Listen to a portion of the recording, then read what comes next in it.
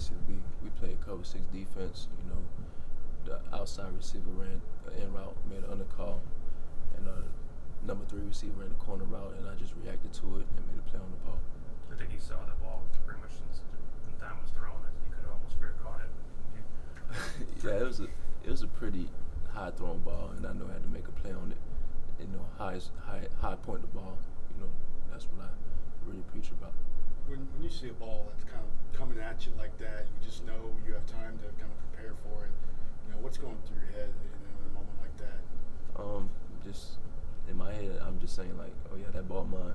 The receiver ain't gonna take it for me, because I know that's a big play in the game and it changed games. So, I just had to make the play on the ball. How much better have you gotten at reading offenses, and kind of knowing what they're gonna do since taking over? I say I improved on it a lot because that's something I worked on in the off season. From freshman year to this year, I feel like I improved on film study and just reading different concepts in the offenses. Jordan Battle and Daniel Wright got a lot of snaps in that game over the weekend. What did you see out of their game, and how was it to have them out there on the field? They played very well. They played as far as defense wise, just making plays. Making plays on the ball. Tackling. They did very well out there. How have you seen Jordan in particular kind of step up? I mean, kind of like you getting a start a couple weeks in. He got his first start in the second game. How have you seen him grow in that way?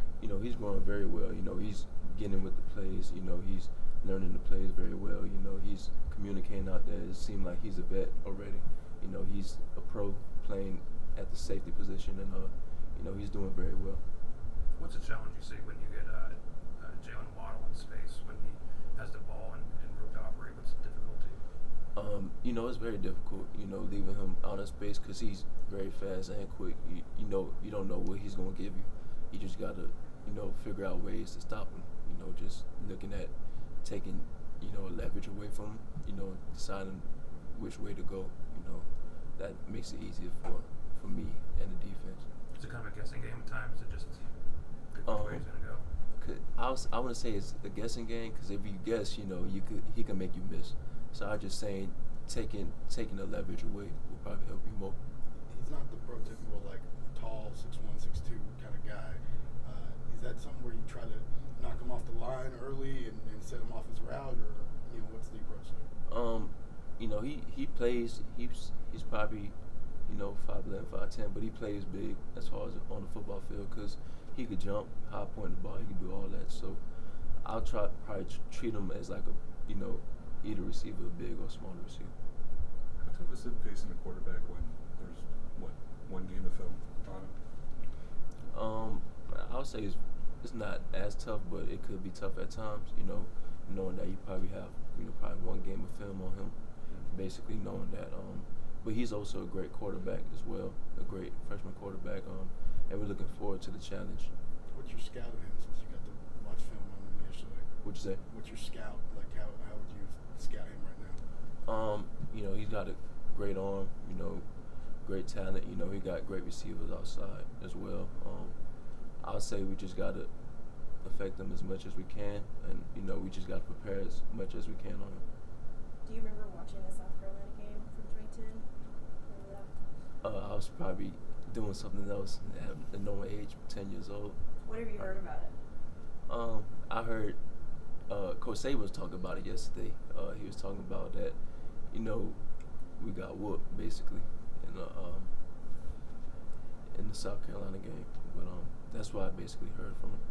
As a player, how games that are 8, 9, 10 years back, how much do those even register with you at this point, or a player at this point?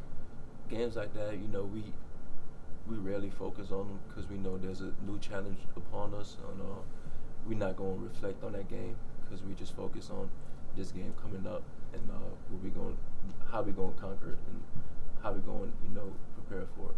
Does Saban ever talk about the lessons from that team? That team had a lot of talent, kind of like the team you're on now. Has that ever been brought up about? He would just say, they played a great game. He wouldn't have mentioned it as much. He's basically looking forward to this game. How do how do you guys tune out expectations or maybe even draft expectations, and maybe not for you, but just as a team, just all the expectations placed on this team? How do you kind of stay humble through that? You know, we just go at it one day at a time. You know, perfect our crafts each and every day as a defense and as a unit. So, you know, we just try to be at our best and perfect our craft each and every day. Does this defense feel like it's been tested yet? Tested in some ways. You know, we played Duke and New Mexico State. You know, they're good teams also, but we just looking forward to bigger challenges like SEC play. You know, they bigger and tougher opponents. So we just this you know may prove who we are as a team and as a defense. Do you see that bigger, tougher, opponent on film? Is that obvious when you kind of click the play? This is the best team we played so far. You know, I'll say that as far as a talent standpoint and as well as a coaching standpoint. So, you know, we looking forward to the matchup. Is there a different type of energy going your first game on the road and going to South Carolina? Is there something like throughout the week? Does that get you guys more excited, or you guys try to keep it pretty even keel? Yeah, I'll say it's very exciting. First SEC game, of course, and and it's on the road, so I feel like a lot of anxiety flares through our body, and a lot of confidence flares through our body as well, knowing that we could do some special things on the road. Do the coaches do anything in the week leading up to a road game to kind of just get you prepared for a hostile environment and extra noise and stuff like that, or not? Yeah, they prepare as well. You know, every Thursday practice we have crowd noise inside the building to prepare us for games like that. Just knowing that it's going to be a hostile environment, very loud fans. So I'll say we prepare for it very well. What's the mental kind of challenge when you're practicing against good on good with Tua? Is there kind of a head game sometimes that you're trying to play with him? What's that like? Tua's a very great player, as y'all know. I'll say that he read defenses very well, and we also got to read him because he got great receivers outside as well. Just I'll say we just love competing against each other each and every day, so it makes us better as a team. All right. Thank you. Appreciate you.